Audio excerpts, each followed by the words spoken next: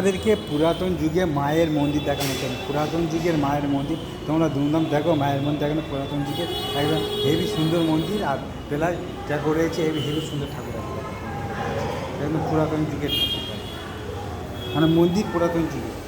এ হলো জগন্নাথের ঠাকুর। জগন্নাথ রথ থেকে লাবানো হয়েছে, যে এখন সুরথ রয়েছে, সুরথ থেকে রথ থেকে নিয়ে আসা হয়েছে, নিয়ে এসে এই মন্দিরে রাখা হয়েছে জগন্নাথকে। দেখছো এই জগন্নাথকে রাখা হয়েছে, হ্যাঁ জগন্নাথকে এখানে রাখা হয়েছে। আবার উল্টো রথের সময় নিয়ে যাওয়া হবে। এখন ওই জগন্নাথকে মন্দিরে রাখা হয়েছে, মন্দিরে জগন্নাথকে দেখো, পুরো জগন্নাথকে রাখা হয়েছে মন্দিরের ভিতরে। এই মন্দিরে জগন্নাথ আছে।